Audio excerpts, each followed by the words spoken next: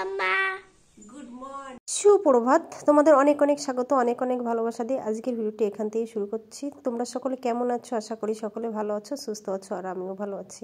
তো আজকে একটু ঘুম থেকে উঠতে আমার দেরি হয়ে গেছে। আজকে সাত সকালে পাখি আগে ঘুম থেকে উঠেছে। ও আজকে মানে কি বলবো, বলছে যে মা আমি আজকে ফুল তুলবো, পুজোর সবাই তোলে, মানে ওর যে দিদি বোনরা আছে একসঙ্গে মেলামেশা করে। তো ঠিক আছে তাহলে তোলো, যাও, আমি একটু পরে উঠছি, উঠে তারপর আমি অন্য কাজ বাজ সারছি। তার জন্য ও আগেই উঠে গেছে। যাই ঘুম থেকে উঠে বিছানা কাঁথা গুছিয়ে নিয়ে চলে আসলাম। বাসি ঘর দৌড় ঝাড় দিয়ে, দৌড় বলতে এই যে উঠোন ঝাড় দিচ্ছি, আর এইদিকে সমস্ত বাসি কাজকর্ম করে আগে একটু গরম জল খেয়ে নিচ্ছি।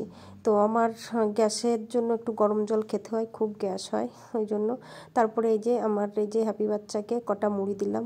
ও সকালবেলা ঘুম থেকে উঠে ওকে ফার্স্ট টাইম মুড়ি দিতে হয়, নইলে ও কিছু খায় না। কিন্তু জানি না কেন রাগ করেছে, বুঝতে পারছি না, কিছুই খেতে চাইছে না, জায়গার থেকে নড়ছে না।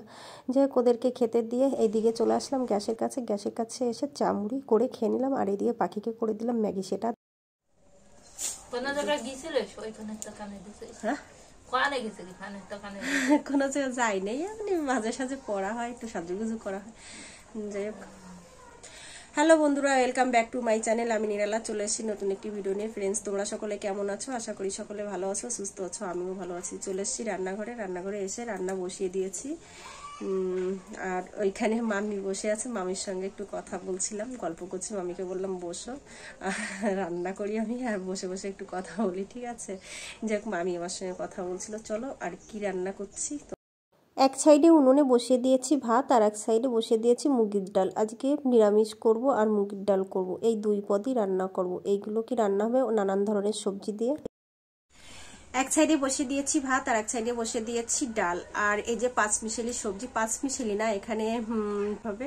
আর ভাবছি কিছু একটা সেদ্ধ দেওয়া যায় কিনা, সেদ্ধ বুঝতে পারছি না, এমনি বেলা হয়ে গেছে। চলো আগে রান্নাটা করে নিই, তারপরেই তোমাদের সঙ্গে কথা হচ্ছে, ঠিক আছে? চলো রান্না করে নিলাম।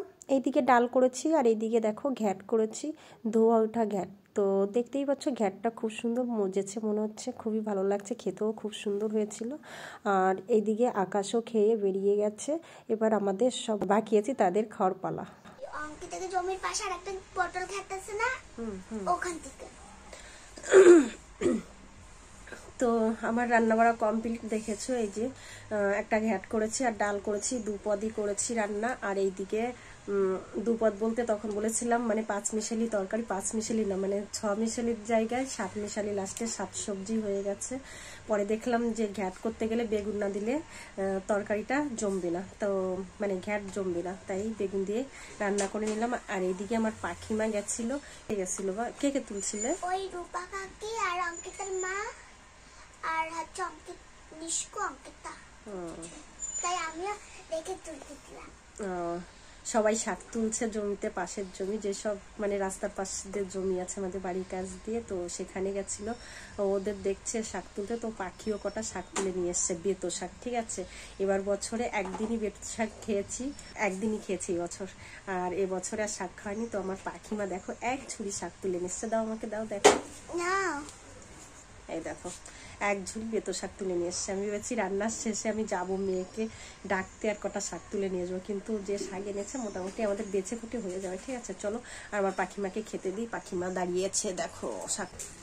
সোনা সোনা হে যা মে যাউঙ্গে কাহা মে চলি। প্লেটে ভাত খাবি? হ্যাঁ। কেন? প্লেট না, থালা হলে ছড়াই যাবে শিগগিরি। না, থালা নেই। প্লেটে খাই না বাবা, প্লেটে খাই না, থালা নিয়ে আসো। থালা নেই মানে? আমার বাসন কাসন মাস্তি ঝুড়ি ভরে, লোকে বলে এত বাসন। রূপা তুলতেছিল, তারপরে অঙ্কিতা, হ্যাঁ আছে তো অবশ্যই, না এখন আর নাই, না নোড়া নেই, মানে শাক আছে, বাসলে একটু কম হবে না, এখন তো শাকই করবো না। কতগুলো ভাত দেবো তোমার? আমার একটু কম দেবো, এই না এটা দেবে। কি নাম দিতে? ডাল ঘ্যাট খাবা না? ঘ্যাট খাবো। কিসের ঘ্যাট? এই যে প্রায় 7 রকম সবজি দিয়ে। একটুখানি খাও, ডালের সঙ্গে ঘ্যাট খেলে ভালো লাগবে খেতে। না কেন গান করছো? ডাল আমি বিকালের জন্য রান্না করে রাখলাম, সেই ডাল দেখো আবার একটুখানি হয়ে গেছে। হ্যাপি নিউ দাও। দাদা খাচ্ছে ভাত? দাদা ভাত খেয়ে চলে গেছে, ও খেলার জন্য মানে ফোন করে যাচ্ছে সেই সকালে। অল্প আলু দাও, আলু দাও, শুধু আলু দাও। আলু কুটে কুটে দাও। আলু এখন খুঁড়তে গেলে তরকারি ঘুটে যাবে। আমার মোবাইল দাও। কি ভাবছিস?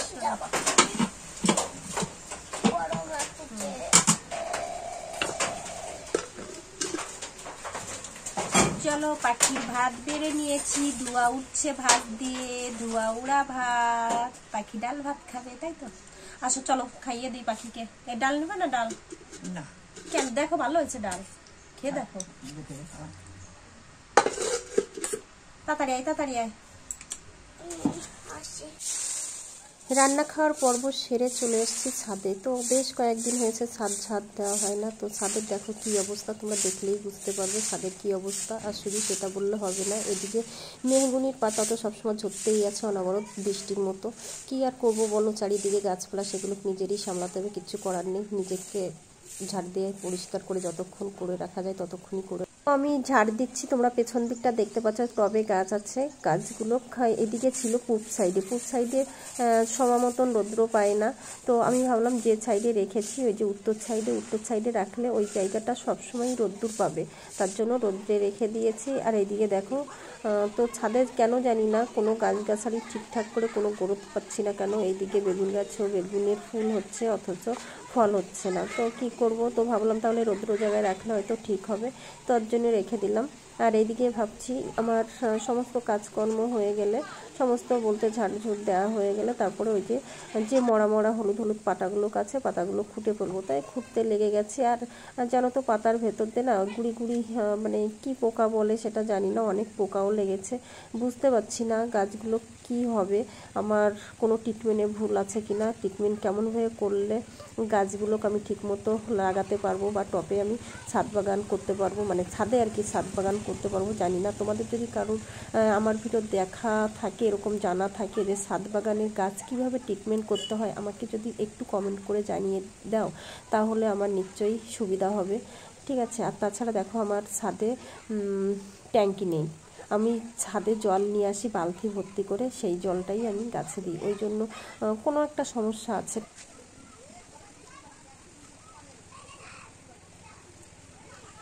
আর তাছাড়া প্রথম যখন গাছগুলো লাগানো হয় এত সুন্দর গেলেজ দেয় আর এত সুন্দর হয়ে ওঠে, মানে মনে হয় যে না গাছগুলো ঠিকঠাক করে হবে। কিন্তু যখনই একটু কিছুদিন বয়স হয়, ফল দেওয়ার সময় হয়, তখনই গাছগুলো কেতরিয়ে পড়ে।